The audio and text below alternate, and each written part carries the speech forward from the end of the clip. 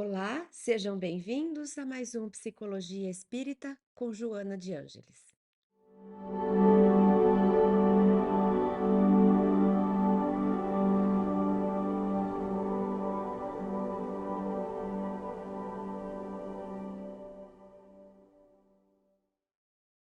Hoje nosso tema é muito querido por nós, fazendo uma brincadeira, uma ironia. Nós vamos falar sobre o capítulo 18, Jesus e Sofrimentos. É estranho porque ao mesmo tempo que a gente não gosta desse tema, é um tema muito recorrente. A chance de estarmos numa roda de amigos, num momento social e de alguma forma esse tema aparecer é grande. Parece que a gente tem ele muito pertinho, né? E quando a gente tem chance de conversar sobre a vida, muito provavelmente nós vamos falar sobre nossas dores, nossos problemas, nossos sofrimentos, vamos fazer o nosso lamento. Mas faz parte, porque o próprio Jesus já tinha nos alertado: no mundo tereis aflições. Então, vivemos num planeta de provas e expiações, e logicamente encontraremos os sofrimentos, porque ele é o mecanismo de fazer a gente crescer, é o recurso pedagógico mais eficiente que o plano divino se utiliza para fazer com que a gente evolua. Para a gente falar sobre o sofrimento, vale aquele nosso mergulho na origem da palavra, tentar entender profundamente o que quer dizer sofrimento. Porque talvez se a gente perguntasse para você, para mim, para alguém, o que que é sofrimento? A gente diria o quê? Ah, sofrimento é uma dor, é uma doença, é um problema sério na vida, é aquilo que nos faz sofrer, que faz a gente se sentir mal, que faz a gente ficar triste, que faz a gente se sentir com raiva, que desperta em nós emoções ruins, desconfortáveis, né? Mas pesquisando mais sobre o porquê a humanidade um dia precisou criar esse conceito, o que que a humanidade queria dizer quando criou esse conceito do sofrer, e isso é sempre muito rico, porque a gente sabe que a linguagem vai sofrendo adaptações e muitos conceitos acabam se tornando superficiais, como a gente já falou antes.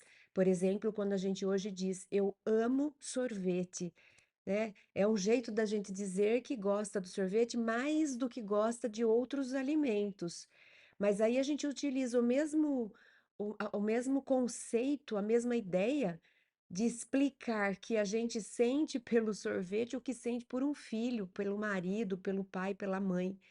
Porque a gente utiliza essa linguagem, a gente vai adaptando. Mas lá atrás, se a gente pesquisar a palavra amor, ela tinha várias expressões, tinha várias formas de você explicar que você sentia algo positivo por alguma coisa ou por alguém. Nós hoje fomos simplificando, simplificando, simplificando, que a gente acaba até restringindo esse conceito. Por isso que é bom resgatar, porque lá atrás esse conceito acaba nos dando uma ideia mais profunda sobre aquilo que ele queria dizer.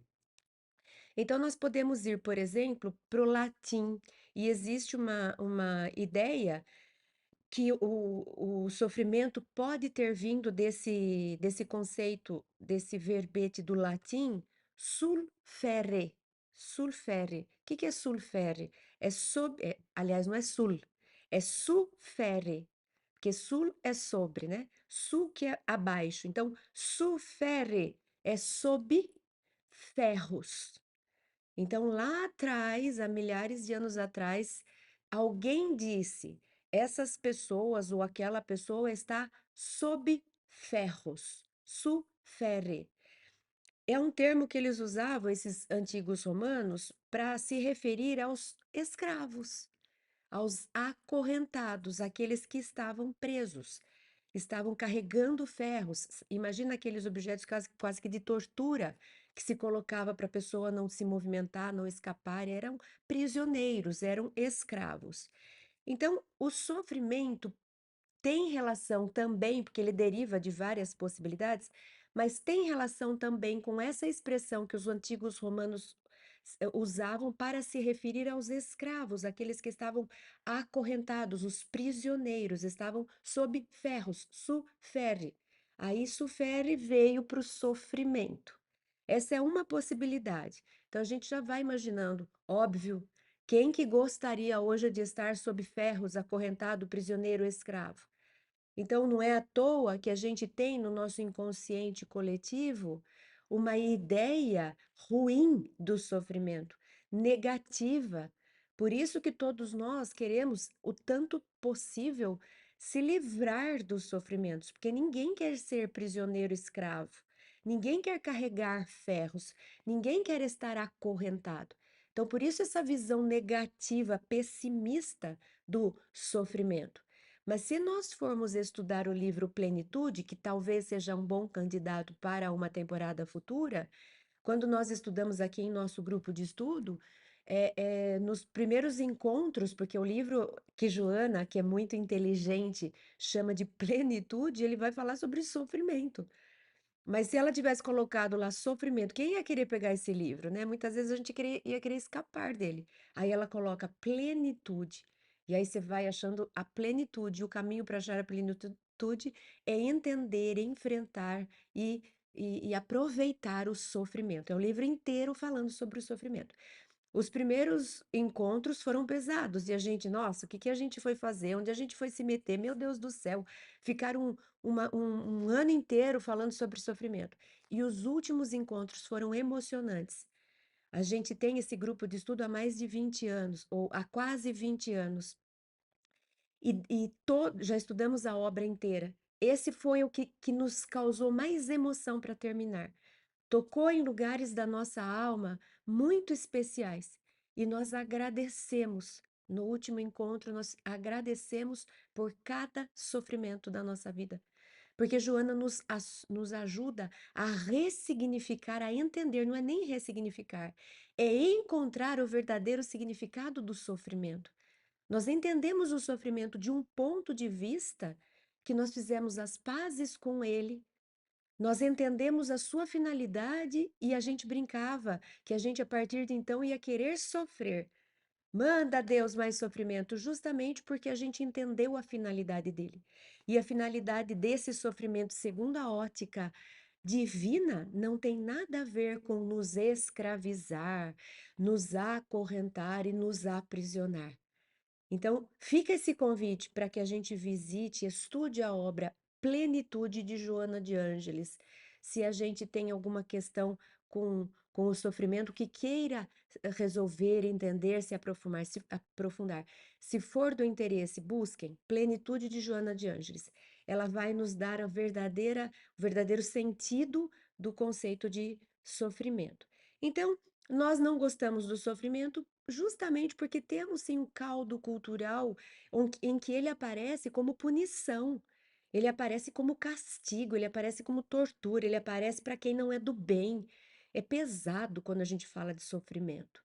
E vem por conta disso que a gente enxergou ao longo da história da humanidade, mas é óbvio. Porque vamos pensar há 2.000 anos atrás, há 1.500 anos atrás, ou há 3.000 anos atrás, com a compreensão que a humanidade tinha, ou com a compreensão que a humanidade não tinha, é óbvio que a gente ia enxergar o sofrimento como castigo, punição dos deuses e tudo mais.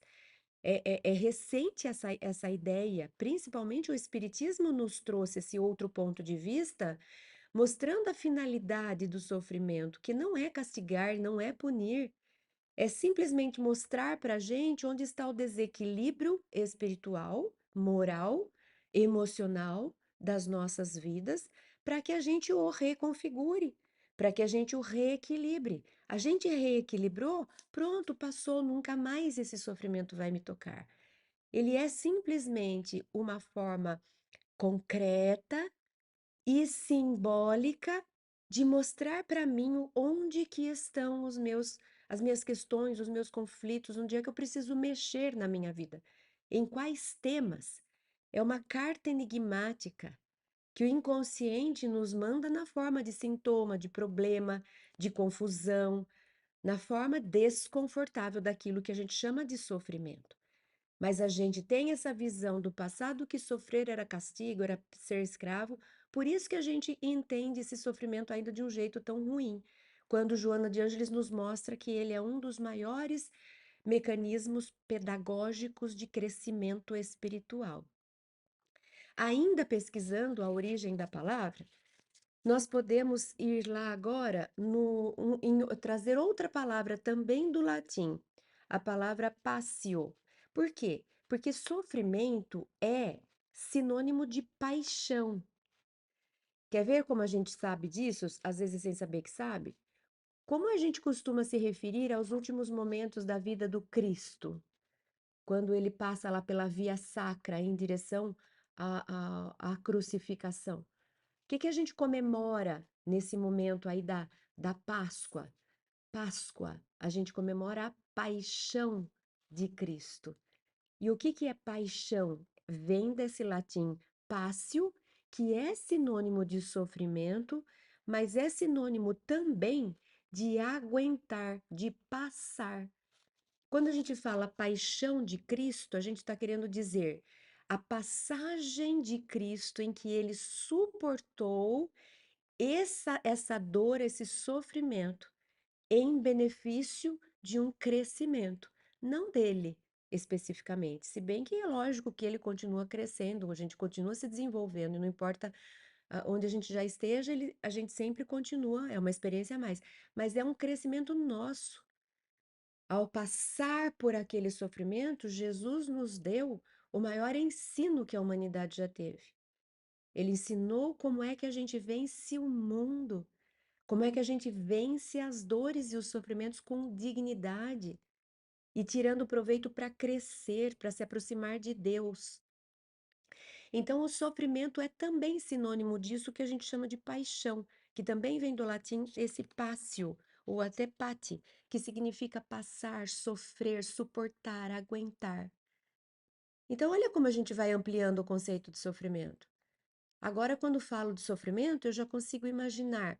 Não é uma coisa, uma pessoa acorrentada sob ferros. O sofrimento é algo que eu passo para crescer, que eu suporto para me fortalecer. Então, se eu vou para a academia e carrego ferros, não é para eu me punir e me prejudicar e me atormentar.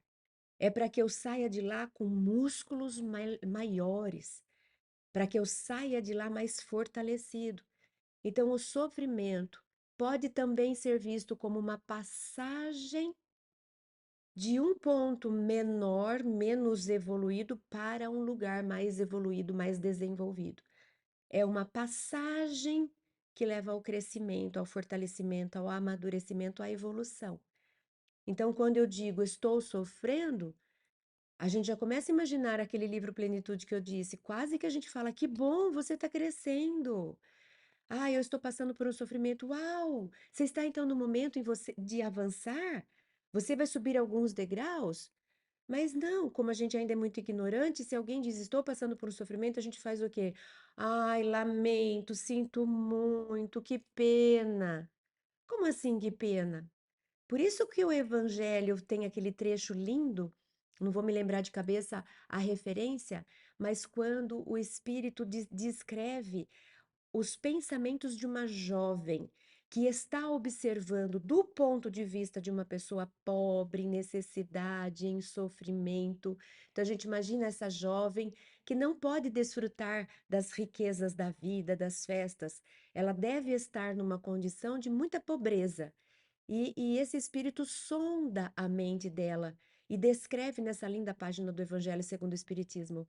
E ele diz: jovem, você que fica aí olhando as mulheres que passam com vestes ricas e cabelos adornados e que vão em direção às festas, você que fica aí lamentando não ser uma delas, sonhando em também fazer parte dessa alta sociedade financeiramente falando, você não tem ideia dos sofrimentos que existem dentro desses seres que você olha e que estão brilhando por fora, mas que carregam sombras difíceis por dentro. E aí o Espírito continua dizendo: eu digo para você que o lugar onde você está é mais feliz, porque o lugar onde você está já é um lugar de sofrimento para uma passagem melhor, para um crescimento. Você está resgatando o jovem, você está expiando um passado que não foi bem feito. Elas ainda não. Essas daí que ainda se voltam mais para a superficialidade da vida, ainda vão precisar desse sofrimento que você já passa para um dia despertar a consciência. Então é bonito esse ponto de vista que a gente colhe ali no Evangelho segundo o Espiritismo, falando dessa diferença de quem está na terra curtindo as coisas daqui, alienado dos valores do espírito, e daqueles que estão sofrendo aqui para almejar um lugar maior em espírito. E aí a gente vai perceber que se a gente tivesse mais consciência espiritualmente falando, a gente não fugiria dos sofrimentos. E a gente ficaria com receio quando estivesse simplesmente apenas curtindo a vida. Aí sim a consciência ia dizer: ai, ai, ai, Cris, tá tudo muito bom, tá tudo muito bem. O que que tá acontecendo aí? Né? Será que você não tá aí fugindo dos enfrentamentos, fingindo que não tá acontecendo nada de ruim para não precisar sofrer? A gente vai mudar o ponto de vista. Não quer dizer, a nossa lógica também nos alerta de que nós vamos sair buscando o sofrimento masoquistamente falando. Não adianta fazer isso, e também nossa obra básica nos fala dentro do Espiritismo que essa vida em que eu privo o corpo para ele sofrer não me leva necessariamente ao crescimento. E aí os espíritos falam: você tem sim que disciplinar a sua vontade, os seus desejos, a sua moralidade. Não é o corpo que precisa sofrer. Quem precisa sofrer no sentido de se disciplinar é o espírito para vencer as más tendências, para desenvolver novos hábitos. E ninguém vai duvidar de que é um sofrimento a gente querer desenvolver novos hábitos, melhores hábitos. A gente deixar os hábitos ruins é muito sofrido. Por quê? Porque vai me levar de uma passagem de um lugar menor, menos evoluído, para um lugar mais desenvolvido. E essa passagem vai exigir de mim disciplina, resiliência, resignação, força de vontade. Ai, cansa, eu sofro, mas é nesse sentido. É um sofrimento de fazer crescer, e não é um sofrimento de viu bem feito, agora você está sendo punida por algum mal que você fez no passado. Porque essa punição parece que ela não gera nada a não ser dor. Quando a gente fala você está sendo castigada, parece que eu estou só recebendo uma dor enorme e pronto, acabou, acabou, não aconteceu nada comigo. Mas o sofrimento não é isso. O sofrimento é, você está sofrendo aí para crescer, tem uma finalidade. A gente é que esquece dessa finalidade ou nem temos consciência dela. E temos a noção arcaica que está aí embutida nesse inconsciente coletivo de que sofrimento é punição, é escravidão, que você sofre sem ter nenhum benefício, sem gerar nenhum crescimento, sem ter nenhuma boa consequência. Mas não, o sofrimento é mecanismo de evolução. É algo que eu passo, que exige de mim força, esforço, resignação para crescer. Ele é um instrumento didático, pedagógico de Deus. A gente perguntar para a criança, tá gostosa a escola? A maioria delas diz, não, tá horrível, não tô gostando de nada, tem que ficar sentada, tem que ficar prestando atenção, tem que fazer tarefa. É sofrida a escola, mas ela é um sofrimento que faz crescer. A criança sai de lá outra pessoa, mais amadurecida. Então, é esse o convite quando Joana fala de sofrimento, para a gente enxergar a sua finalidade e não apenas a sensação que nos causa. Bom, então o sofrimento tem a ver com passar por uma experiência e tem a ver com consequência, né? Então, não é punição, não é azar, é uma finalidade pedagógica que nos leva ao crescimento. Mas sim, eu não, ele me acontece, é passivo, né? Apareceu uma doença na minha vida. Não fui eu que escolhi um catálogo agora, né? Deixa eu ver agora, dessa daqui, ó, tá, põe em mim essa doença. Não, ela brota. A sensação que eu tenho é que ela veio sozinha, passivamente. Eu não peguei a doença, eu não fiz uma ação agora para ela se instalar. Por quê? Por que que ela me aparece com a sensação passiva? Aconteceu. Ah, eu tive uma perda financeira, aconteceu. Surgiu uma doença, aconteceu. Por que que a gente tem essa sensação de aconteceu? É uma sensação de aconteceu quando é uma sensação de consequência. Eu não vi a causa. Por isso que eu tenho a sensação de que surgiu do além, brotou do nada. De repente, eu nem imaginava, tô eu lá. Fui fazer um exame, estava tudo bem, e me deparo com uma baita doença. Como assim? Da onde veio? Quando eu não enxergo a sua causa, eu tenho a sensação de que ela brotou do nada. Mas o Espiritismo nos ensina que não. Não existe o nada, não existe o acaso. Tudo tem ação e reação, tudo tem lei de causa e efeito. E aí o Evangelho no capítulo 5 que fala dos sofrimentos, das aflições, diz: se você não é capaz de entender esse aconteceu e entender de onde vem, provavelmente vem de uma vida passada, de um momento que você não tem mais consciência. É reflexo, é consequência de atos seus de vidas passadas que começou a ser plantado lá e deu frutos aqui. Quando o fruto aparece, eu não gosto, eu falo, que isso? Tava tudo bem, de repente surgiu isso, então. Ele estava ainda amadurecendo a minha escolha lá de vida passada e ela surge aqui. Então é uma sensação de ter vindo do além, mas não veio do além. É consequência de uma causa que às vezes a gente não sabe. Bom, vamos então entrar em Joana. Joana, eu trago sempre alguns trechos e deixo sempre esse convite para que vocês estudem o capítulo inteiro, leiam pelo menos, ou antes, para se preparar para cá e poder aproveitar mais as reflexões, porque já teve uma reflexão prévia, ou depois dessa aula para amadurecer ainda mais as reflexões, para solidificar um pouco mais esse entendimento. Então, eu trago alguns trechos, não trago o texto inteiro. Tem esse trecho que logo está lá no começo, quando ela diz: quando procurado pelos portadores de enfermidades, pelos sofredores, Jesus sempre os inquiria se realmente desejavam a saúde ou criam que ele os poderia curar. Então, ela vai destacar esses dois verbos, querer e crer. Era de fundamental importância para o restabelecimento do enfermo a sua segurança íntima sobre esses dois requisitos, querer e crer.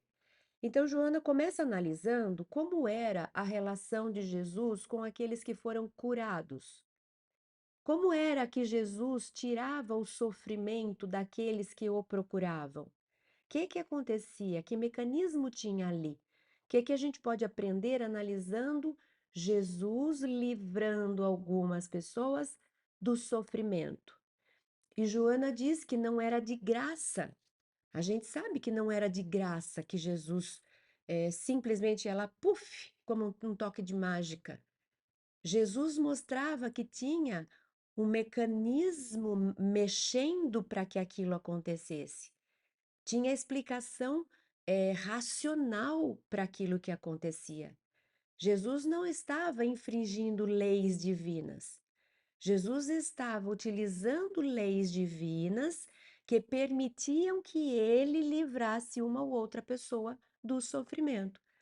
E quais eram esses mecanismos que instrumentos que Jesus usava das leis divinas que permitiam que ele livrasse os outros de algum sofrimento, de alguma doença? Aí Joana fala para a gente, baseado em que Jesus tinha autonomia para influenciar na vida do outro, a partir da postura do outro de querer e crer. Não era Jesus, então, quem curava o enfermo. Jesus só curava o enfermo porque o enfermo primeiro estava numa postura, numa atitude de querer e crer. Se ele não tivesse nessa postura, nessa atitude mental, espiritual, Jesus não os poderia curar. Então, o sofrimento pode ser superado, pode ser vencido a partir da pessoa que o sofre. Eu não consigo tirar o sofrimento do outro, nem Jesus. Eu só consigo ajudar o outro a vencer esse sofrimento, a superar e a sair a partir dele. E qual a postura dele? Querer e crer. Esse querer, ele vem quando eu tenho consciência de que eu estou numa rota errada, que eu preciso mudar de vida. Eu quero uma mudança. Eu não quero mais sofrer, eu quero ser mais leve, eu quero viver mais livre, eu quero vencer. Esse querer precisa ser um querer alinhado com as leis divinas. Não é um querer no sentido de, ai, não dá para você me livrar disso, porque lá dentro eu não estou querendo. Eu só queria dar um jeitinho, é diferente de dar um jeitinho. Enquanto eu quiser dar um jeitinho, significa que internamente eu não estou na postura de quem vai fazer o que precisa fazer para superar. Eu não estou decidido internamente. Eu não estou consciente internamente. Aí, se eu tiver, sim, é um querer. Se não, é só alguém querendo que o outro me livre disso. Então é diferente. Quando a gente fala assim, ó, eu queria, aí as pessoas falam, é por isso que não consegue, porque você só queria, né? Um passado, é uma possibilidade, é uma alternativa. Ah, bem que eu queria, mas você precisa querer no presente, ou seja, você precisa dar o primeiro passo precisa ser seu. Você precisa demonstrar internamente que você está pronto para uma mudança. Eu quero. Esse eu quero significa, eu já entendi, eu estou consciente, eu estou com uma vontade firme, eu estou decidido. É uma decisão racional de quem entendeu, refletiu e se propõe à mudança. Querer. E o crer? O crer é uma atitude do sentir. Querer é uma atitude mental. Eu pensei, eu refleti, eu entendi, eu quero. Eu quero. Ó, esse aqui. Eu entendi, eu entendi. Não, já tá tudo certo. Eu quero, é aqui. Agora, o eu creio é aqui. Lá no fundo eu creio. Eu nem sei explicar por quê. Nem sei explicar raciocinando, nem sei. Mas aqui eu sinto que eu vou vencer. É uma certeza interna do espírito, do mundo intuitivo. É do âmbito do sentir. Querer é do âmbito racional. Eu quero, eu sei que é o melhor para mim, eu sei que esse é o melhor caminho, eu sei que eu preciso fazer, eu sei, eu quero, eu creio, eu sinto que Deus vai me atender, eu sinto que Jesus está comigo, eu creio que agora vai ser a vez, eu creio, eu quero e eu creio. É o que Joana diz que nos possibilita sermos atendidos pelos, eh, pela misericórdia divina em nossas orações, em nossos sofrimentos. Eu consigo superar quando eu entendi e quando eu aceitei, quero e creio. São os dois mecanismos. Interessante, né? Bom, continuando então com Joana, ela diz: a doença não é mais do que um sintoma do desarranjo do espírito. Então a gente falou lá, é consequência. Então, a doença não é porque Deus está jogando dadinho, porque eu passei na hora errada, porque aquilo pegou em mim sem querer. Está aí a pandemia da Covid-19 que a gente venceu e a gente ficou bastante. Foi algo enigmático, porque tinham pessoas que a gente não entende nem como contraiu, porque não saiu de casa. Tinham outras pessoas que não ficaram em casa porque eram médicos, enfermeiros e não contraíram a doença. A gente viu umas coisas estranhas que a gente falava, nossa, parece que esse vírus tem GPS, né? Então, não é só o vírus, a gente sabe que tem pessoas que sofrem um acidente enorme e saem andando, tem outras pessoas que com um acidente pequenininho perdem a vida, a gente não entende, mas existe sim uma causa e que para a gente é invisível. E Joana está dizendo que no caso de doenças, essas doenças elas são reflexo, elas são consequência do quê? Do desarranjo do espírito. O espírito não está bem configurado. Ele está desalinhado em termos de energia, em termos de conexão com Deus, em termos de vibração. Tem um desarranjo e esse desarranjo produz um desequilíbrio que vem na forma de um sintoma, por exemplo, de doença, né? Então, a doença não é mais do que um sintoma do desarranjo do espírito, em realidade dela, o portador.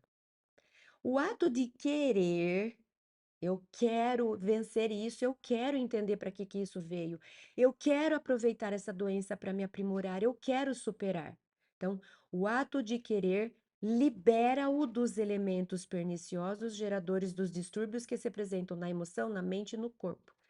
Primeiro passo para a gente se livrar, vencer um desarranjo, é esse querer, porque esse querer vai fazer com que eu me centre em Deus, vai fazer com que eu me alinhe em Deus.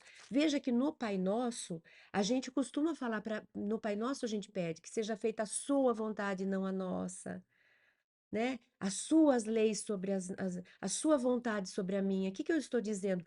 Eu quero estar, eu não sei como.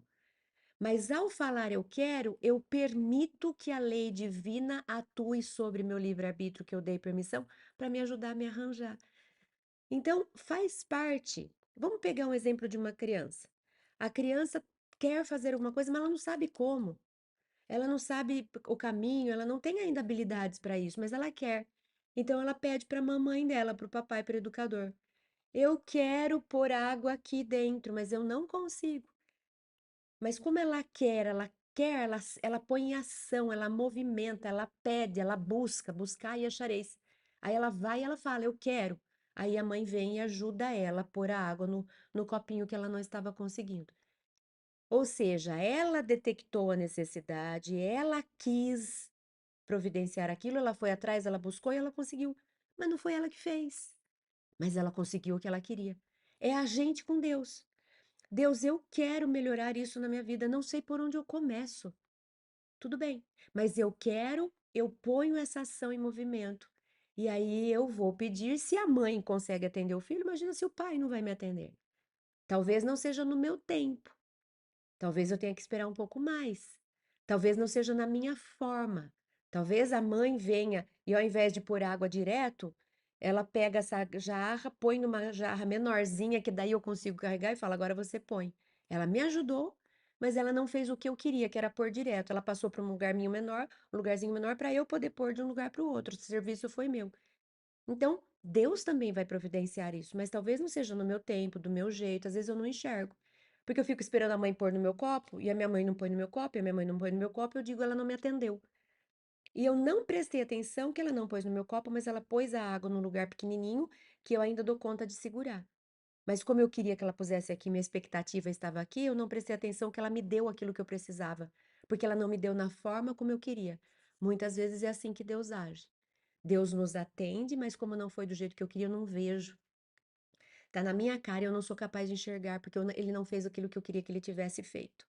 Né? Então, o querer faz com que a gente se movimente para transpor, para superar a dificuldade. Querer é decidir-se, abandonando a acomodação parasitária ou o medo de assumir responsabilidades novas perante a vida. Desse modo, arrebentando as cadeias da revolta persistente da autocompaixão das sombras nas quais o indivíduo se oculta. Então, Joana começa a dizer o seguinte, que o querer, ele vai quebrar as algemas da acomodação, da preguiça, da passividade, da criancice que quer ficar sentado esperando que o outro venha consertar a vida, a nossa própria vida. Então, Joana agora começa a introduzir esse assunto. O que que é querer? Querer é se decidir. E quem se decide enfrenta qualquer coisa. Não, eu vou fazer e ninguém me segura e eu vou dar um jeito e eu vou conseguir. É esse querer. É um querer que me desenvolve autonomia. Eu assumo a responsabilidade, eu vou vencer essa doença, eu vou superar essa crise financeira, eu vou dar um jeito de encontrar o caminho para aquela mudança que eu preciso gerar na minha vida. É esse querer que é uma decisão que eu tomo. E a hora que eu tomo essa decisão, eu venço a acomodação parasitária, o medo, eu não vou dar conta, eu preciso de alguém. Não, eu vou fazer por mim e faço. né? Então, é pensar, deliberar e fazer. O que que eu posso fazer? O que que eu posso fazer? Já sei, vou lá e faço. Ou eu analiso, né, posso por esse caminho, posso por aquele para mim, escolho, vou por esse e faço. É de dentro que eu gero um movimento fora. Eu não fico só, ai, mas eu queria, e se eu fizesse? Ai, talvez eu fosse, mas poderia ir por esse caminho e não saio do lugar. Não. Eu analiso, eu escolho e eu faço. Eu reflito, eu delibero e eu aplico. Eu faço acontecer. É sair da acomodação, é ter autonomia.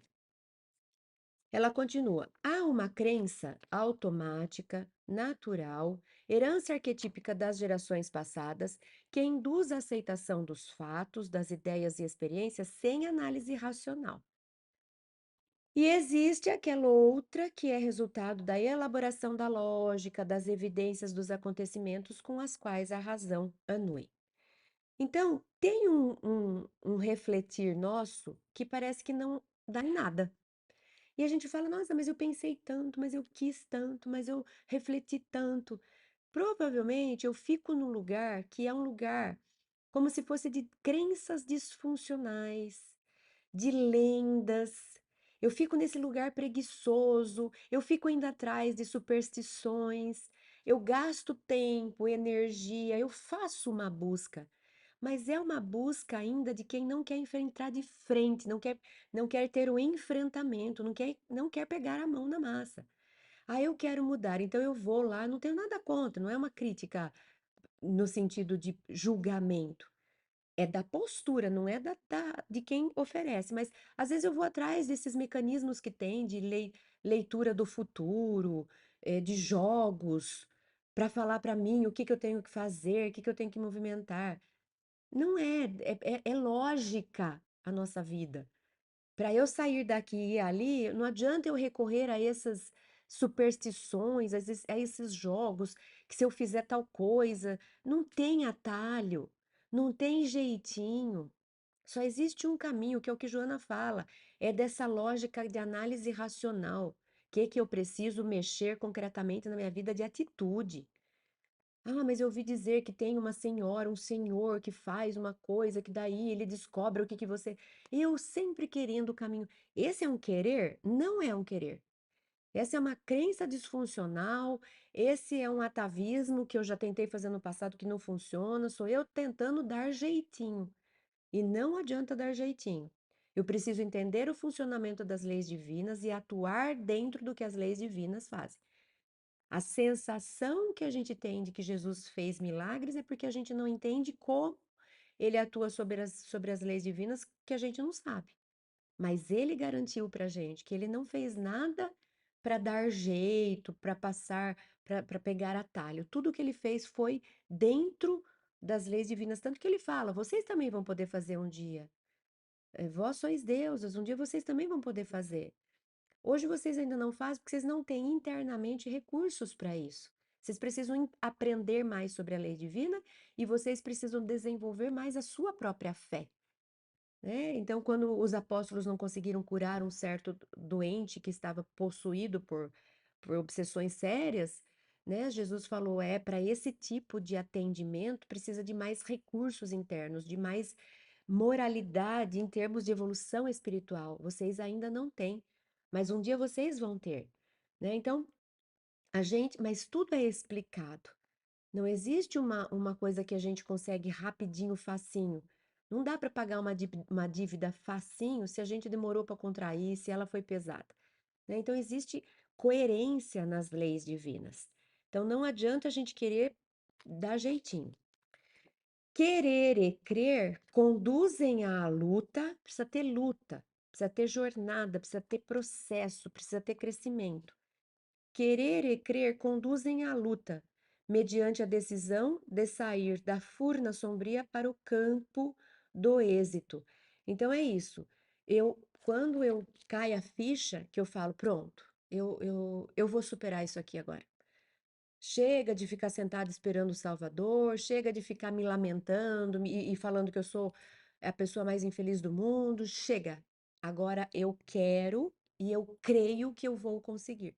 Pronto, agora eu vou me movimentar forças dentro, internas, e vou movimentar forças externas, né? O universo confabula a nosso favor.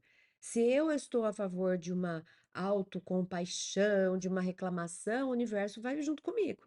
Mas se eu falar, chega, agora eu quero e eu creio, o universo vem comigo. Então, aí eu entro na luta, eu vou para o campo de batalha. Essa é a luta que a gente fala da jornada heróica da alma. É a alma lutando por si, para si. É a alma buscando fazer a sua parte, a parte que lhe toca, que lhe cabe, como co-criadora, como cordeira de Deus, como filha. Essa alma precisa estar atuante, precisa pegar as rédeas do própria evolução, precisa pôr a mão na massa. Ela precisa operar em benefício de si mesma. Por isso que a gente fala que essa jornada do herói. O herói não é um que fica sentado lá e alguém leva para ele medalhas. E cada dia chega com uma medalha e ele fica mais heróico. Daí ele chega no outro dia, recebe um troféu, sentado na sala vendo TV. Não. O herói é aquele que sai, vai, né? Trilhando o seu caminho. Aqui ele enfrenta o dragão, lá ele enfrenta alguém que tinha aprisionado a donzela, aí pensando no mito, né? No monomito, no mito do herói. E ele vai, ele cai, ele quase morre, ele apanha e ele se machuca. Quando ele termina a jornada do herói, quando ele termina, a gente olha para aquele herói. No começo ele estava lá com carinha de bebê, né? Todo bonitinho, né? Ingênuo, inocente. Quando ele termina herói, ele tá com as marcas, ele tem cicatriz, ele tá arqueado, mas você olha que ele tem muito mais estrutura. É um espírito já amadurecido, fortalecido. A gente enxerga isso nas pessoas que reencarnam. Às vezes a gente olha alguém e percebe a infantilidade, a imaturidade, independente da idade. Pode ter 40, 50, 60 anos de idade. Aí você percebe que o papo é raso, as reflexões são fúteis, os interesses são materiais. Dá para perceber que ainda não foi mergulhando nos enfrentamentos. Ao mesmo tempo, você encontra outros espíritos aqui, de novo, que pode ter 20 anos de idade para o corpo, mas você vê a maturidade do pensar, os interesses, o ponto de vista, o como reflete, como se relaciona. E aí você fala: nossa, que espírito velho que está aí. É um espírito que já deve ter passado por tanta coisa, sofrido tanta coisa, vencido tanta coisa, que hoje ele se interessa por aquilo que realmente tem valor. As coisas daqui não chamam atenção, né? Então, é para isso que o sofrimento vem, para nos arrancar do sofá da sala e pôr a gente no campo para fazermos a jornada heróica e nos tornarmos heróis das nossas próprias vidas. Joana traz aqui um trecho do Evangelho, ela relembra aquele trecho do paralítico. Então, ela diz: no episódio do paralítico, que foi descido do telhado e posto ao seu lado, né, de Jesus, como em outros variados, as duas questões são postas em evidência pelo mestre. Há a pergunta direta: tu crês que eu te posso curar? Crer. Você sente lá na alma? Tu crês que eu te posso curar? O doente respondeu: sim, demonstrando a fé que o dominava, e ao mesmo tempo retratando querer recuperar a saúde, tal o esforço empreendido para estar ali. Então, se ele tivesse só o crer que tivesse funcionado, ele poderia ficar lá onde ele estava. Eu creio que Deus vai me curar, eu creio que Jesus vai me curar. Fica lá sentado embaixo da árvore onde ele estava. Como que Joana diz que ele tinha também o querer? Porque ele agiu, ele buscou, ele tomou ação. Ou seja, eu creio que ele pode me ajudar e eu quero ser curado. Então, o que que eu vou fazer? Eu vou pedir para alguém, porque eu não consigo ir andando.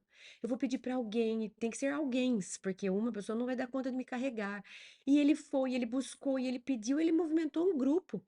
Esse grupo de pessoas pegou ele, colocando-o numa cama, amarrou, conta assim o evangelho, amarrou, pôs cordas nessa prancha onde ele estava deitado, Subiram para o telhado, as casas tinham sempre esse lugar de acesso ao telhado, né, a essa laje, as casas da, daquele lugar onde Jesus habitava, e então por aquele lugar do teto eles conseguiram descer a cama para o paralítico acessar Jesus, porque ninguém conseguia entrar.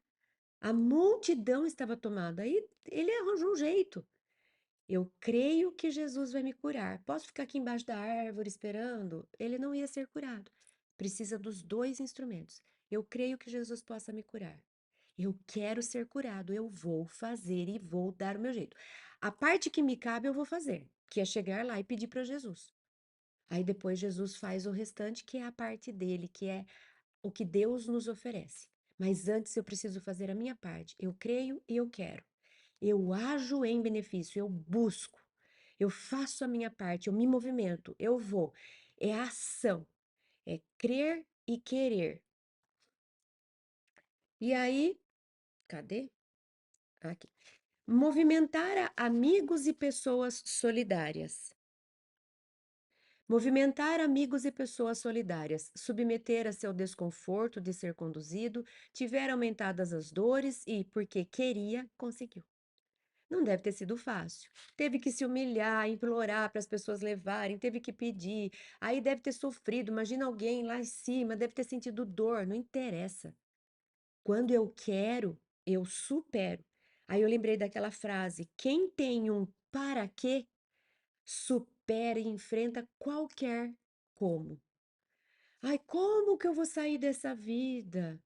Como eu vou superar essa dor? Como eu vou resolver aquele problema? É uma atitude passiva quando eu estou perguntando se como. Quando eu tenho um para quê, eu preciso dar jeito na minha vida porque eu tenho filho para sustentar. Eu preciso resolver esse problema porque eu preciso viver ainda aqui. Quando eu tenho um para quê, que é o sentido de vida do Viktor Frankl, autor da logoterapia, que enfrentou vários campos de concentração porque tinha um para quê sair dali. Ele precisava sair porque ele queria contar para o mundo o que tinha acontecido, porque ele queria ensinar as pessoas a superar as dificuldades, porque ele queria saber cadê a sua família. Ele tinha um para que sair do campo de concentração. Como ele ia sair? Isso é menor.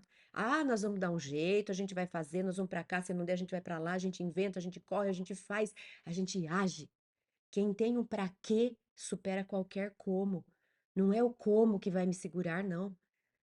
Ah, eu vou, se não for aqui, vai ser por ali. Se não for desse jeito, vai ser daquele jeito. De alguma forma eu consigo.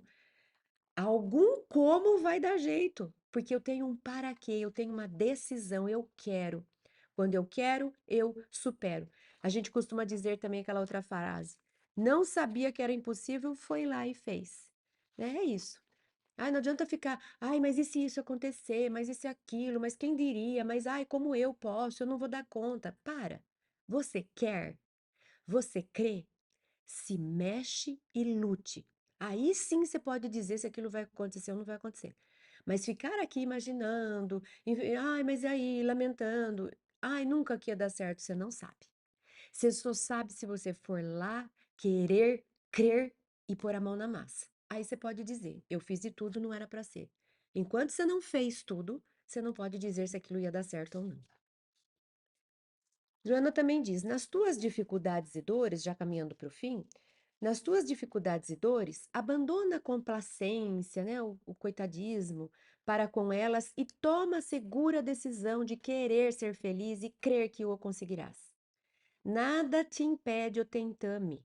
Basta que estabeleças no íntimo o desejo forte de libertação. Ademais, apela para Jesus com firmeza, certo de que a tua rogativa não lhe ficará sem resposta. E abre-te ao influxo da força restauradora, não lhe opondo barreiras. Ai, que lindo!